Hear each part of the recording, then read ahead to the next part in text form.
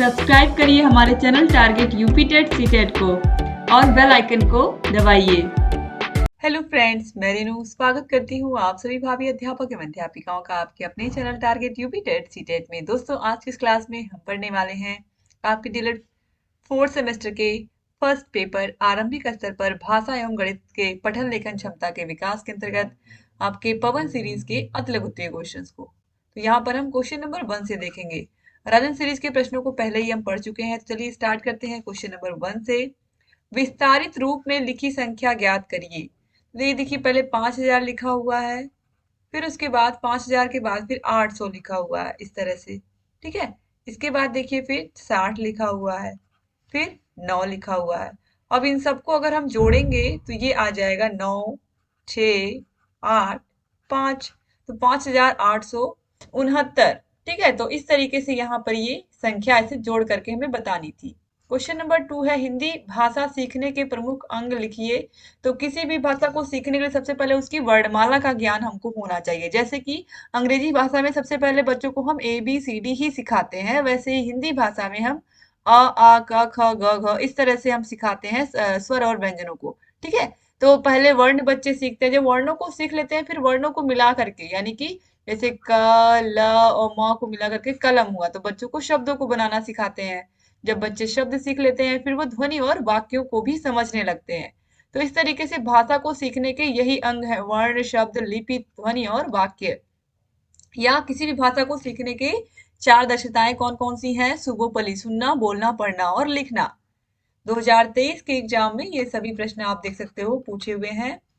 Question number 3 है, अविकारी शब्द किसे कहते हैं? अविकारी शब्द वे शब्द होते हैं जिन वाक्यों के प्रयोग के कारण रूप न बदल सके, अविकारी कहलाते हैं। यानी कि ऐसे शब्द जो कि वाक्य का रूप न बदलने दें, यथा क्रिया विशेषण शब्द, संबंध बोधक शब्द, समुच्चय बोधक, विस्मयादि बोधक आदि। ठीक है। क्वेश्चन नंबर 4 है, दीर्घ स्वर किसे कहते हैं? तो उच्चारण में जिनके उच्चारण में 2 मात्रा का समय लगता है, जिन स्वरों के उच्चारण में 2 मात्रा का समय लगता है वे ही होते हैं दीर्घ स्वर। जैसे कि बड़ा आ, बड़ी ई, यहाँ पर छोटा आ नहीं रहेगा, यहाँ पर बड़ा ऊ होना चाहिए था। बड़ा आ, बड़ी ई, बड़ा ऊ, ए ओ ये सब दीर्घ स्वर में आते हैं। ठीक है।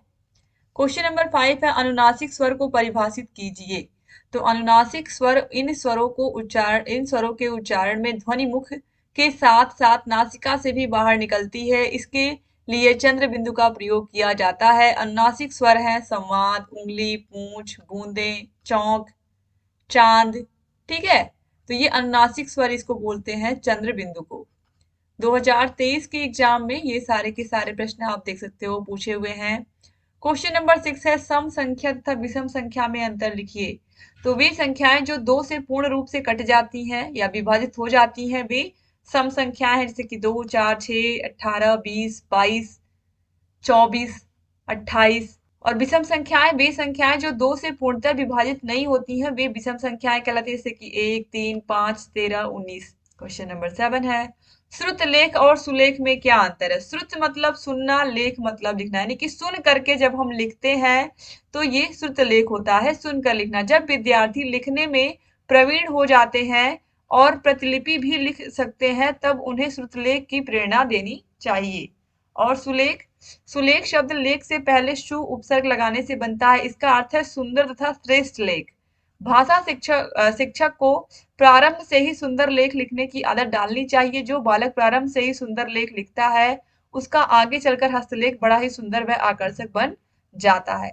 यानी कि बच्चों को शुरू से ही सुलेख लिखवाना चाहिए, जिसे हम आम बोलचाल की भाषा में बच्चों को कहते हैं नकल लिखो। ठीक है।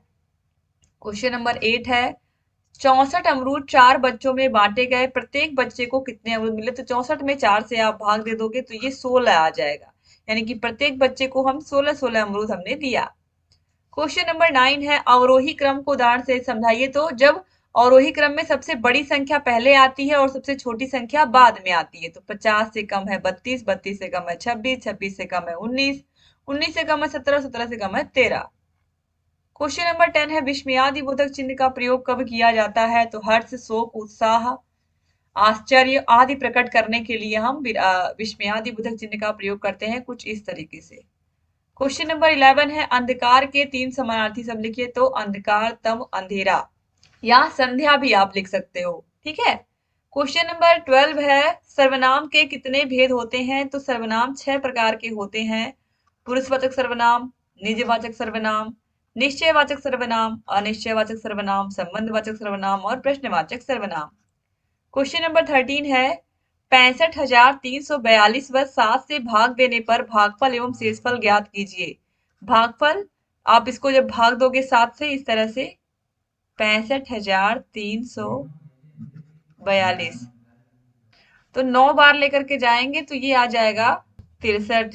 7 नवा 63, यहाँ पर 2 बचेगा, 3 को उतारेंगे, उसके बाद 7 त्रिक 21, फिर यहाँ पर 2 बच गया, फिर 4 को उतारेंगे, फिर 3 बार जाएगा तो यहाँ पर फिर 21, फिर यहाँ पर 3 शेष बच जाएगा। ठीक है। तो इस तरह से यहाँ पर भागफल और शेषफल को हम यहाँ पर दर्शाएंगे। ठीक है। इसके बाद क्वेश्चन नंबर 14 है संख्या 65,342 व 28,443 का योग ज्ञात करिए। दोनों को हम जोड़ेंगे दोस्तों, तो इसको हम ऊपर नीचे करके भी जोड़ सकते हैं। तो ये आएगा 93,785। ठीक है। ऊपर नीचे ऐसे हम लिख करके इसमें 28,443 ऐसे लिख करके इसको हम ऐसे जोड़ देंगे। ठीक है। और ये जोड़ देंगे हम तो ये यही संख्या हमें प्राप्त हो जाएगी।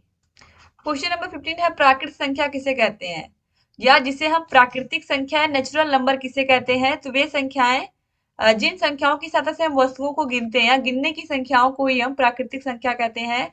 प्राकृतिक संख्या से ही हम बच्चों को गिनती सिखाते हैं। भाषा के प्रमुख अंग कौन कौन से हैं। तो वर्ण, शब्द, लिपि, ध्वनि, वाक्य, ये अभी आप लोगों ने देखा 2023 के एग्जाम में भी पूछा हुआ प्रश्न है। क्वेश्चन नंबर 17 है पठन के 2 उद्देश्य लिखिए। तो पठन के उद्देश्यों में ज्ञानोपार्जन, सामाजिक उपयोगिता, समाचारों को जानने में सहायक और शिक्षा प्राप्ति में सहायक। क्वेश्चन नंबर 18 है हलंत किसे कहते हैं। हिंदी लेखन में हलंत चिन्ह का अत्यंत महत्व है। हिंदी के छात्रों को हलंत का ज्ञान होना जरूरी है। हलंत के से आशय है स्वर रहित वर्ण या आधा वर्ण। जैसे कि क के नीचे हलंत लग गया तो ये स्वर रहित हो गया, च के नीचे हलंत लग गया, म के नीचे हलंत लग गया। ठीक है। क्वेश्चन नंबर 19 है अयोगवाह किसे कहते हैं। तो अनुस्वार यानी कि ये चंद्र बिंदु, दोस्तों यहाँ पर ये अंगूर वाली जो मात्रा या जिसको हम अंग कहते हैं, ये जो मात्रा होती है, और विसर्ग आहा वाली इसे ही हम कहते हैं अयोगवाह। क्वेश्चन नंबर 20 है समास किसे कहते हैं। दो या दो से अधिक पद जब अपने विभक्त चिन्ह या अन्य शब्दों को छोड़कर एक पद हो जाते हैं तो समास कहलाते हैं। क्वेश्चन नंबर 28 है हर्ष स्वर किसे कहते हैं। जिन स्वर के उच्चारण में कम से कम समय लगता है या एक मात्रा का समय लगता है उन्हें हम हर्ष स्वर कहते हैं, जैसे कि छोटा आ, छोटी ई, ऊ। क्वेश्चन नंबर 22 है हिंदी की लिपि क्या है। तो हिंदी की लिपि देवनागरी लिपि। देखिए कितना आसान सा प्रश्न 1 नंबर में पूछा है। हिंदी की जो लिपि है ये क्या है, देवनागरी लिपि है। क्वेश्चन नंबर 23 है अनुनासिक ध्वनियां कौन कौन सी है। तो हंसी, चांद, पांच, मुंह। ठीक है। क्वेश्चन नंबर 24 है गणित के अवयवों के नाम लिखिए। तो गणित के अवयव है बीज गणित, रेखा गणित, सांख्यिकी, स्टैटिक्स। ठीक है। ये सब क्या है, गणित के अवयव है। एलजेब्रा है। ठीक है। ये सब एक तरीके से गणित के ही पार्ट है। क्वेश्चन नंबर 25 है अशुद्ध उच्चारण के कारण बताइए। तो देखिए ध्वनि लोपन किसी ध्वनि का लोप कर देना, यानी कि किसी एक ध्वनि को खत्म कर देना। ध्वनि विकृत किसी ध्वनि का अल्प उच्चारण या अति उच्चारण कर देना।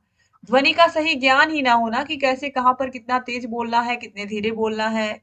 उच्चारण के साधारण नियमों का ज्ञान ही ना होना। हकलाना या तुतलाना या फिर कम सुनना, ये भी कारण है अशुद्ध उच्चारण का। बच्चा सुन कम रहा है तो वो जब सुन ही नहीं रहा सही से तो वो बोलेगा कैसे।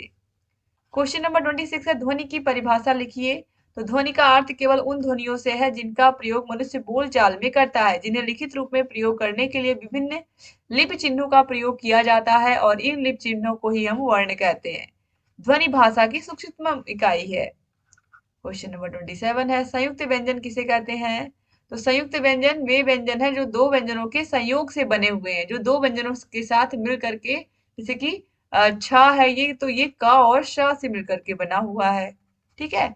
त्र है ये त और र से मिलकर के बना हुआ है। जो ज्ञ है ये ज और य से मिलकर के बना हुआ है। और स्र है ये श और र से मिलकर के बना हुआ है। क्वेश्चन नंबर 28 है श्रुतलेख क्या है, इसका महत्व बताइए। तो श्रुतलेख का अर्थ है सुनकर लिखना। जब विद्यार्थी लिखने में प्रवीण हो जाता है और प्रतिलिपि भी लिख सकता है तब उसे श्रुतलेख लिखने की प्रेरणा देनी चाहिए, यानी कि सुन करके लिखना। और इसका महत्व ये है कि बच्चे बच्चे कंसंट्रेट होकर के सुनेंगे तभी वो लिख पाएंगे। तो बच्चे की सुनने की क्षमता की भी जांच होती है, बच्चा कहाँ गलतियां कर रहा है, कहाँ मात्राएं लगाने में उसको त्रुटि हो रही है, ये सब की हम जांच कर पाते हैं श्रुतलेख के माध्यम से। क्वेश्चन नंबर 29 है आरोही क्रम को उदाहरण सहित समझाइए। तो आरोही क्रम में सबसे पहले बड़ी छोटी संख्या को, सबसे छोटी संख्या को लिखा जाता है, फिर उससे बड़ी, फिर उससे बड़ी संख्या को इस क्रम में हम लिखते हैं, और अंत में सबसे बड़ी संख्या जैसे कि 3, 4, 5, 8, 10, 12 ऐसे बड़ी से बड़ी संख्या तक हम लिखते चले जाते हैं। यही होता है आरोही क्रम। क्वेश्चन नंबर 30 पे आते हैं। 889 के सभी अंकों का स्थानीय मान लिखिए। तो ये 9 इकाई की जगह पर 9 गुणे 1 यानी कि 9, 8 8 गुणे 10 यानी कि 80, और ये 8 सैकड़े की जगह पर है तो 8 गुणे 100 यानी कि 800। ठीक है। क्वेश्चन नंबर 31 है भाषाई कौशल के प्रकार लिखिए। तो श्रवण, लेखन, पठन और वाचन। क्वेश्चन नंबर 32 है सुलेख का महत्व लिखिए। सुलेख शब्द लेख से पहले सु उपसर्ग लगाने से बनता है। इसका अर्थ है सुंदर तथा श्रेष्ठ लेख। भाषा शिक्षक को आरंभ से ही बच्चों में सुंदर लेख लिखने की आदत डालनी चाहिए। जो बच्चा आरंभ से ही सुंदर लेख लिखता है आगे चल करके उसका हस्तलेख बड़ा ही सुंदर और आकर्षक बन जाता है। ठीक है। तो ये बहुत जरूरी है कि बच्चों को सुलेख का अभ्यास हर दिन विद्यालय में कराया जाए। क्वेश्चन नंबर 33 है अपने से छोटों के लिए स्नेहपूर्ण 4 शब्द लिखिए। तो प्रिय, अनुज, चिरंजीवी, शुभाकांक्षी। 2021 में पूछा हुआ प्रश्न है। क्वेश्चन नंबर 34 है अव्यय को उदाहरण सहित बताइए। तो अव्यय शब्द का शाब्दिक अर्थ है जो व्यय ना हो, यानी कि जो खर्च ही ना हो। जिन शब्दों के उपयोग से वाक्य में लिंग, वचन, पुरुष, कारक, काल आदि की वजह से कोई परिवर्तन नहीं होता है उन्हें हम अव्यय शब्द कहते हैं।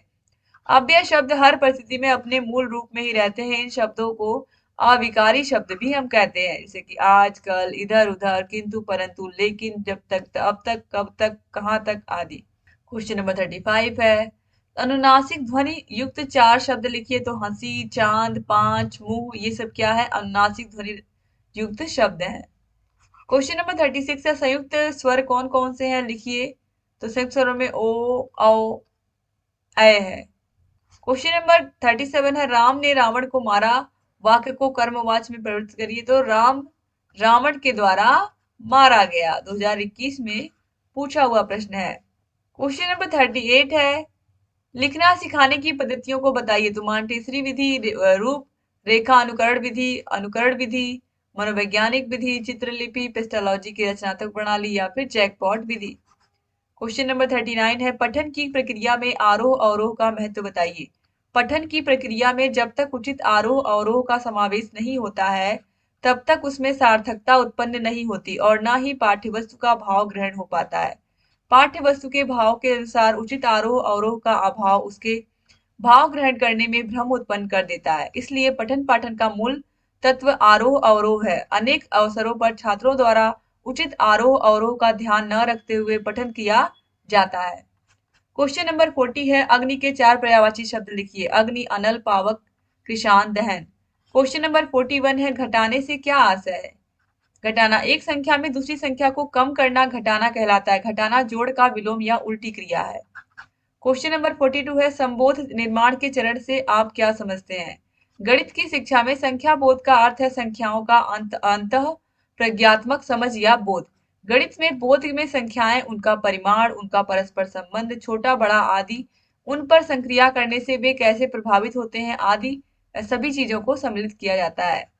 क्वेश्चन नंबर 43 है किसी संख्या के भाजक 9 है और भागफल 7 है तथा शेषफल 6 है तो भाज्य ज्ञात कीजिए। तो यहाँ पर इस तरीके से हम दोस्तों यहाँ पर आप ध्यान दीजिएगा भाज्य बराबर होता है भाजक गुणे भागफल धन शेषफल। तो आप देखिए भाजक 9 है गुणे भागफल यानी कि 7 धन शेषफल यानी कि धन यहाँ पर हो जाएगा 6। तो 9 7 63 प्लस 6 69 यानी कि भाज्य कितना आ गया 69। ठीक है। तो भाज्य ही पूछा था, तो ये यहाँ पर ये सही नहीं दिया है, यहाँ पर आप देख करके इसको कर सकते हो। भाज्य बराबर भाजक गुणे भागफल धन शेषफल। तो भाजक गुणे भागफल 9 गुणे 7 धन शेषफल यानी कि 6 63 धन, यहाँ पर 9 7 63 प्लस 6 69 आ जाएगा। और यहाँ पर आप देखिए यही आ जाएगा भाज्य। आया यहाँ पर आंसर बिल्कुल सही है। क्वेश्चन नंबर 44 है, किसी पुस्तकालय में एक अलमारी में 725 पुस्तकें आती हैं, तब 7,19,925 पुस्तकों को रखने के लिए कितनी अलमारियों की आवश्यकता होगी। सिंपली हम क्या कर देंगे, भाग कर देंगे 725 पे से 7,19,925 में, तो 993 अलमारी लगेंगी। क्वेश्चन नंबर 445 क्वेश्चन नंबर 45 है, हिंदी भाषा सीखने के प्रमुख प्रमुख अंग कौन से हैं। तो सबसे पहले मैंने आपको बताया था कि किसी भी भाषा को सीखने में 4 मुख्य दक्षताएं होती हैं, सुनना, बोलना, पढ़ना और लिखना। तो सबसे पहला अंग है सुनना। बच्चा सुनता है, फिर सुन करके वो भाषा को सीखता है, ठीक है, फिर वो बोलना शुरू करता है, फिर पढ़ना शुरू करता है। क्वेश्चन नंबर 46 है, संयुक्त वाक्य किसे कहते हैं। तो जिन वाक्यों में 2 स्वतंत्र उपवाक्य किसी समानाधिकरण समुच्चय बोधक द्वारा एक दूसरे से जुड़े हों, वह संयुक्त वाक्य कहलाता है। जैसे सोहन पढ़ रहा है और मोहन खेल रहा है। क्वेश्चन नंबर 47 है, कहानी शिक्षण से आप क्या समझते हैं। कहानी शिक्षण बालकों के ज्ञान में वृद्धि करने, बालकों के मनोरंजन तथा आनंद का सर्वश्रेष्ठ साधन है, जो छात्रों में विचार, कल्पना, तर्क शक्ति को विकसित करता है। क्वेश्चन नंबर 48 है, सौभाग्य का विलोम शब्द लिखिए। तो सौभाग्य का विलोम होता है दुर्भाग्य। क्वेश्चन नंबर 49 है, इकाई किसे कहते हैं। एक सी वस्तुओं के समूह में से किसी एक वस्तु को उस वस्तुओं के समूह की इकाई कहा जाता है, ठीक है। इसके बाद क्वेश्चन नंबर 50 पे आते हैं, अंक का स्थानीय मान किसे कहते हैं। किसी भी संख्या के किसी अंक का स्थानीय मान ज्ञात करने के लिए दाएं से बाएं की ओर संख्या के स्थान को गिनना है। जैसे कि 3 5 8 7 है, तो 7 इकाई की जगह पर है, 8 दहाई, 5 सैकड़ा और 3 हजार की जगह पर है। तो इकाई, दहाई, सैकड़ा, हजार, ठीक है, इस तरह से। फिर उनके स्थानीय मान का निर्धारण हम करते हैं। अंक के स्थानीय मान का अर्थ होता है वह अंक किस स्थान पर, यानी कि इकाई की जगह पर है, कि दहाई की जगह पर है, कि सैकड़े की जगह पर है, कि हजार की जगह पर है। जैसे इकाई पर है, दहाई पर है, सैकड़े पर है या हजार पर है, वही चीज यहाँ पर लिख करके बताया गया है। तो यहाँ पर 7 इकाई, 8 दहाई, 5 सैकड़ा और 3 हजार हो जाएगा, ठीक है। तो इस तरीके से यहाँ पर टोटल 50 क्वेश्चंस आप लोगों ने कर लिए। मुझे पूरी उम्मीद है कि आपको क्लास अच्छी लगी होगी। क्लास अच्छी लगी तो प्लीज लाइक करिएगा, और अगर चैनल को सब्सक्राइब नहीं किया हमारे, तो प्लीज सब्सक्राइब कर दीजिए। अगर आपको 8 विषयों के हाथों से लिखे हुए नोट्स चाहिए, सारे विषयों के चैप्टर वाइज टेस्ट, सारे विषयों के प्रीवियस ईयर क्वेश्चन पेपर्स, सारे विषयों की राजन सीरीज, पवन सीरीज की पूरी पीडीएफ, पूरी की पूरी क्लासेस, मास्टर क्लासेस, ये सब आपको मिलेंगे हमारे ऐप अस्तित्व अकेडमी ऐप पर। ऐप की लिंक आपको मिल जाएगी डिस्क्रिप्शन बॉक्स और कमेंट बॉक्स में। ये हमारा कॉन्टेक्ट नंबर है, इस पर कॉल करके आप सारी जानकारी, सारी डिटेल हमसे ले सकते हैं। और अगर चैनल को सब्सक्राइब नहीं किया तो सब्सक्राइब भी कर लीजिए, और हमें इंस्टा पर भी आप फॉलो कर सकते हो। जय हिंद।